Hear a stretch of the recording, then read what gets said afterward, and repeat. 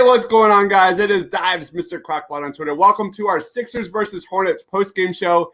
Today, we're going to talk about our top takeaways, announce a player of the game, grade the team, and just talk about what it means moving forward.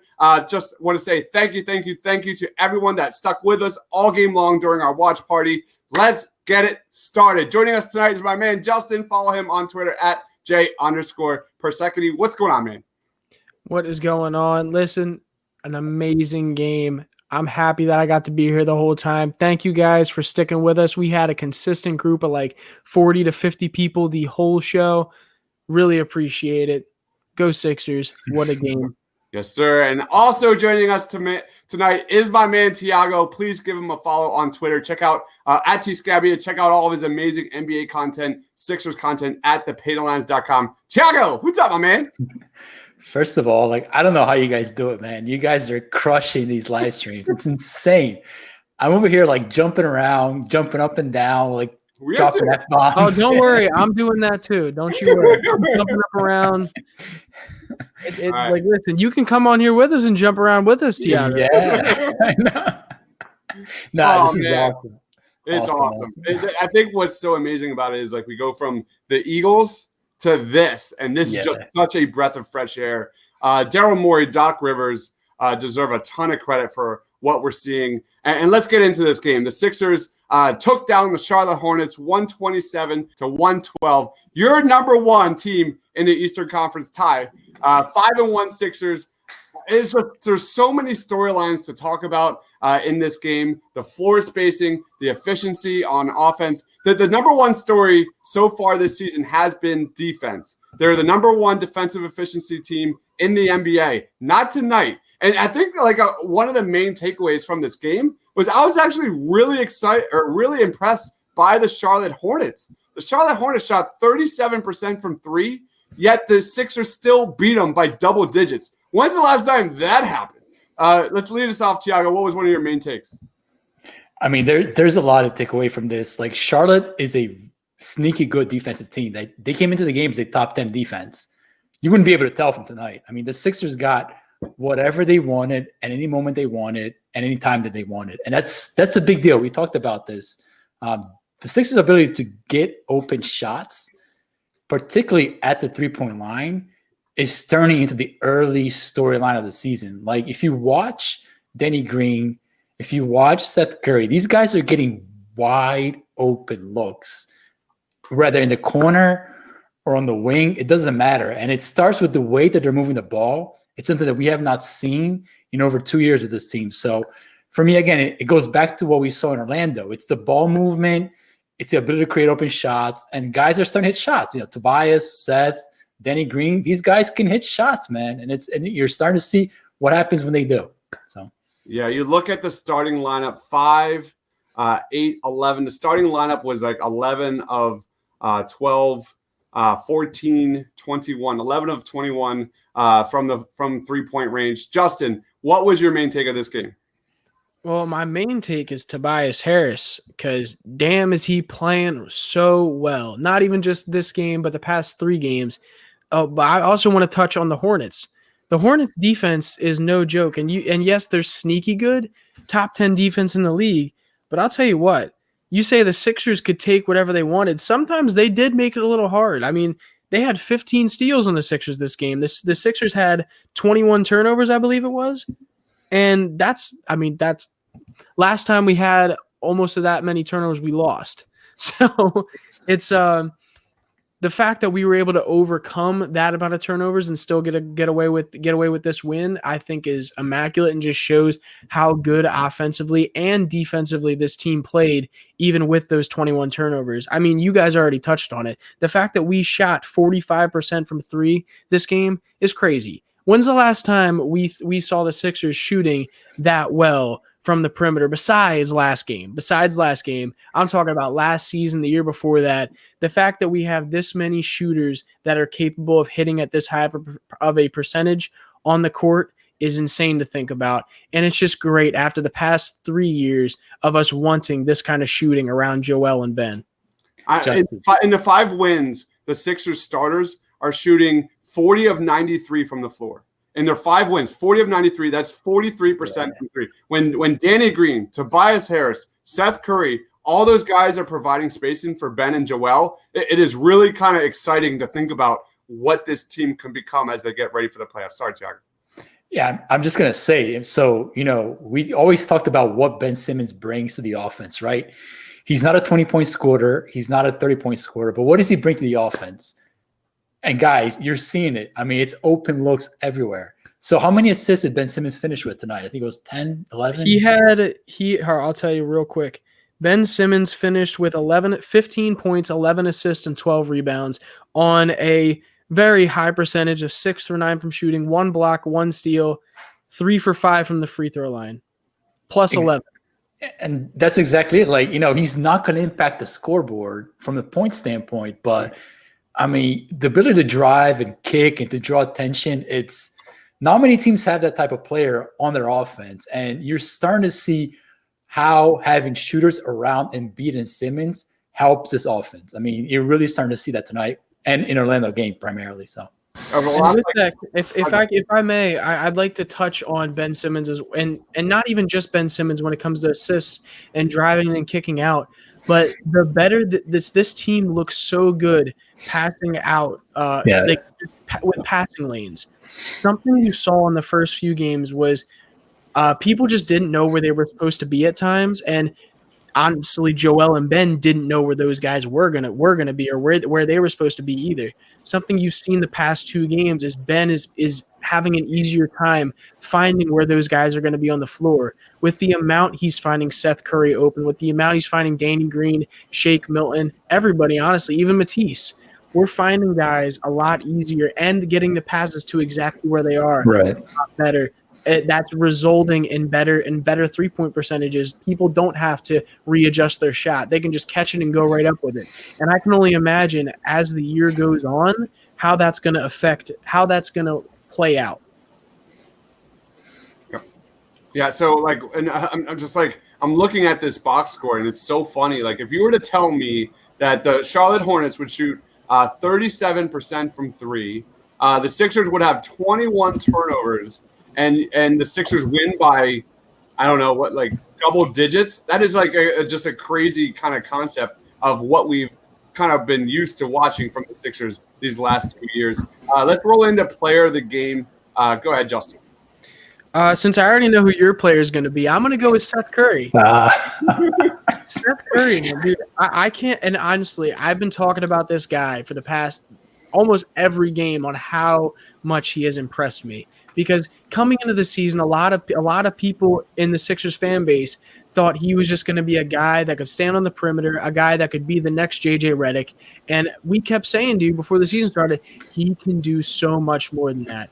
Something you see from him is he can not only catch and shoot threes from a higher than 50%, 50% from behind the line. He can also get to the basket, get his floater game going. He can facilitate other players like he did Ben Simmons on a massively nice alley-oop finish. He can also defend a little bit. And that's something that's kind of surprised me. Something I did not expect is him to have a block and a steal tonight. And now he's had a steal almost every single game. The block, obviously, I would never expect. He's barely 6 foot tall, but still, it's one of those things where those happy surprises that a guy like that coming into our team, making $9 million for the next 3 years, is going to have this big of an impact, scoring 21 points tonight, 6 assists, 8 for 11 from the field, and shooting 50% from 3. 100% from the line, plus 13. Gotta love it. There was a sequence in that fourth quarter, I believe. The last 8 quarters of Sixers basketball had. There was a sequence in this fourth quarter where Seth Curry and Shake Milton both got wide open looks, and they both missed it, and it was like an awkward feeling. That's how good it's been. That's how good it's been. What about you, Tiago? Who's your player of the game? Yeah, I'm going to echo what Justin just said. I think Seth Curry is really starting to find his role with the team. And, I equate him to his role to a little bit of what TJ brought to the team. Now, obviously, Seth Curry is a much better player. He can shoot and do a bunch of other things that TJ could not do. But what Seth Curry does, which the Sixers didn't have last year, is the ability to drive and keep the dribble alive. So next time you're watching Seth Curry, watch how he knifes through the heart of that defense with his dribble. So he gets the ball, guys come running towards him. He takes a quick, pump fake, puts the ball on the ground, takes a little dribble, gets in the heart of defense. And at that point, like the defense in full scramble mode. Guys are running everywhere. And he makes a nice little soft pass to like Danny Green or Joel or Tobias. And it's a wide open look off that. So Seth Curry's ability to like not only shoot, which Justin talked about, it's a real thing, obviously, but really to create off the dribble. And he shows the numbers. So Seth Curry came into this season averaging, just give me 1 second. He came in 12 points per game, around that. Right, but he came into as a career averaging 1.8 assists per game. Tonight he had 6 assists.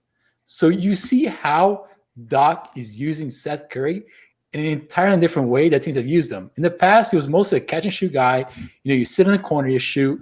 But Doc is like, listen, if you guys are going to run at you, take a 1-2 dribble and pass the next guy. So pass Tobias, Danny Green. And it's creating all sorts of offense for the Sixers. Like what he's doing with Seth Curry is really interesting. So again, keep an eye out on that because I don't see that changing. Like you have to respect Curry in the perimeter. And the Sixers have answers to that. So it's exciting. And something I want to touch on with that, and we touched on this a few times during the live stream, is specifically the matter of attacking closeouts. Right. Something that you didn't see with the Sixers, and you didn't see that they were capable of doing in the past few seasons, is their shooters being able to attack those hard closeouts towards them because they can hit from above a 40% rate. Having guys like Seth Curry, Shake Milton, Tyrese Maxey, guys like that who are capable of putting the ball on the floor and going towards the rim. That is what's so special about this team. Is it's not just the shooting 50% or higher on catch and shoot threes from Seth Curry or Shake Milton. It's the fact that they can put the ball on the floor, attack the defender that's closing them out. That's closing out on them, I should say. And Maxey's another guy. I mean, he doesn't even have a jumper yet. Mm-hmm. And guys come running at him. And hey, Maxey, you can't say that. Yesterday, he was hitting a bunch of middies. Today, he went 50% from 3-point territory, going 1 for 2. Dude, I'm telling you, his shot may not be on a lot and hasn't been yet, but that shot form looks pretty clean. And when that ball went in, it looked nice. It looked clean, but he's got to speed that up a little bit. Like he's got to, make it quick. A lot of times, he hesitates, and in the NBA, you guys know, like one hesitation, you're done. So, but again, Maxey, 1-2 quick dribbles, and he's at the rim, and that floater game is butter. So, two guys who really are being big time shot creators for the Sixers. Love what I saw from Tyrese Maxey tonight. Not to toot my own horn, but my player of the game during our pregame show was Tobias Harris, and that is my player of the game. 24 points, 9 boards, 6 assists, 4 steals, 3 blocks, team leading plus 20, 9 of 14 from the floor. You look at Tobias Harris since the season opener, 124 offensive rating, 96 defensive rating. He is 7th best in the league in defensive rating. Before this game, he was 11-20 from 3. Make that 15 of 27 from 3 since the season opener. So that is good for 55% from 3. Tobias Harris is shooting 55% from 3. He looks just more decisive. He looks more confident. He's putting up shots. You see that dunk tonight? That's going to be one of the best plays of the year. Where did that come from? I don't know. He embarrassed Bismack Biyombo. He took his soul, and that was one of my favorite plays by far of this game. Go ahead, Diego. Remember that game last year against Miami where he tried to dunk on Bam at the end of the game? And it didn't go well, and Bam just kind of stuffed him. And it went the other way, and Miami scored and won the game, whatever. I will say, though, Bam is a different kind of shot blocker in comparison to Bismack Biyombo. They are similar in size, but I don't think you can even come close to comparing the two on athleticism. But, talk about that block by Tobias Harris, I think in the fourth quarter that led to a sequence and a bucket on the other end, defensive player of the year. Jack, my question is to you, could Tobias Harris, if he continues this level of play, is he an all-star this year? People are not going to want to hear this. I thought Tobias was a borderline all-star last year before the all-star break. I thought he was playing at a very high level. And folks have the bubble Tobias version in their heads, which I understand. He was absolutely terrible in the playoffs. There's no question about it. But, if you think about what he brings to the team, so his ability to, hit off the catch, take off power forwards off the drive, play off the pick and roll, hit that mid-range jumper, play good off-ball defense. Those are things that this team needs to complement around Embiid and Simmons. Again, we're not going to talk about the money. Is that worth the money? It's a whole different conversation. But the player and what he's bringing to the team has been absolutely fundamental for what the Sixers want to get done offensively this year. And to answer your question, is he an all-star? Listen, I have a lot of opinions about guys like Jason Tatum and, those like a lower-end all-star guys. I think Tobias is absolutely at that level. I think he brings a lot of the same things that Tatum brings to the table. He just doesn't have the ball in his hands as much. But again, I think he's in that conversation of a guy who can perhaps sneak in as a lower-tier all-star. I wouldn't completely say either that Tobias has that Tatum in him. I think Tatum is a completely different kind of shot creator, especially from the perimeter that Tobias is.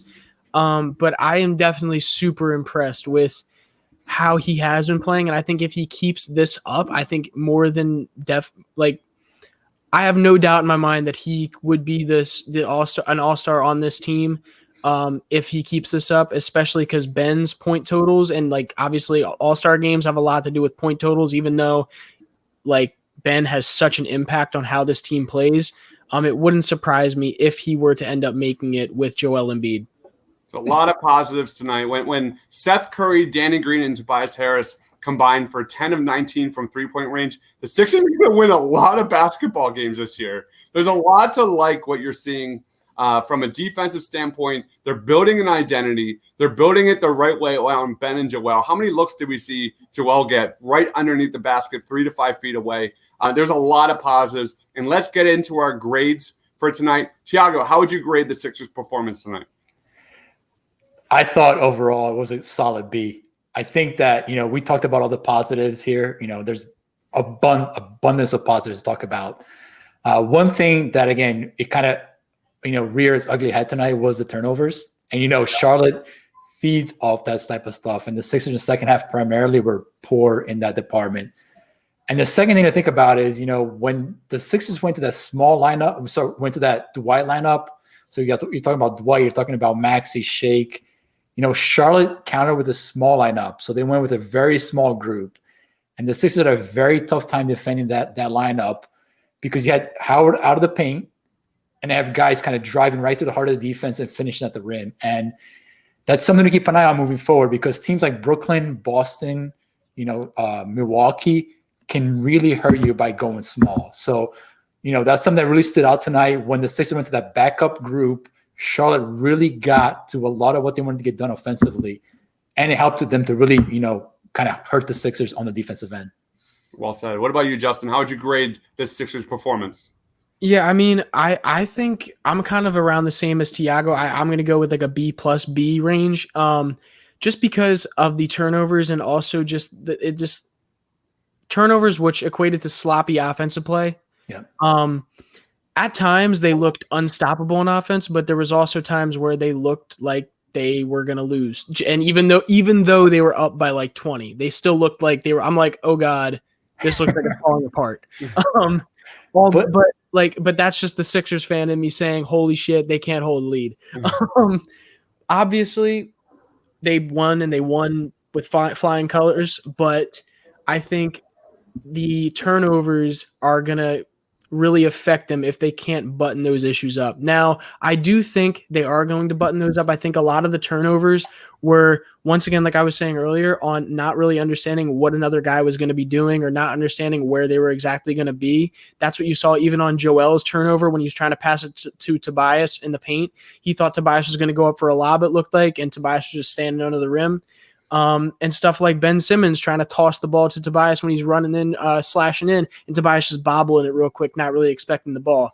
Stuff like that is bound to happen. I just think once that decreases a little bit, this team is going to be borderline unstoppable by a lot of teams in the league. And I'm really excited to see when that comes. I'm excited to see this team's chemistry grow as the season goes on, and I think it's going to it's going to be really good, and it's going to be fun to watch. I'll go B plus A minus range. I mean, you're talking about a team that looks terrific.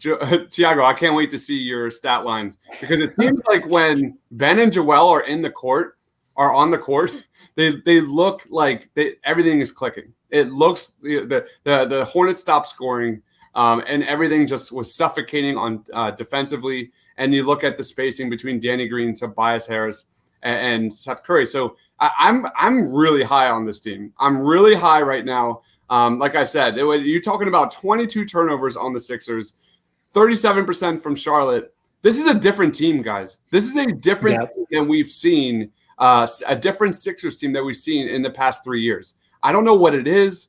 I guess it's coaching. This is a team that's prepared. Even though they had 22 turnovers, for the most part, the Sixers were in cruise control. I want to say, too, those turnovers, the fact that we won this game and our starting lineup had 17 of those turnovers is kind of remarkable. Like, it's not like the bench came in and just put up a stinker and turned the ball over. The starters were the ones turning the ball over, too. Yeah. And guys, I mean, Charlotte is not a bad team. I mean, I was really impressed. You saw what they did to Dallas early in the week. I mean, they destroyed Dallas. Look at Doncic and everything. I mean, they're not a bad team. They have a lot of shooters. I mean, you saw Terry Rozier go off tonight.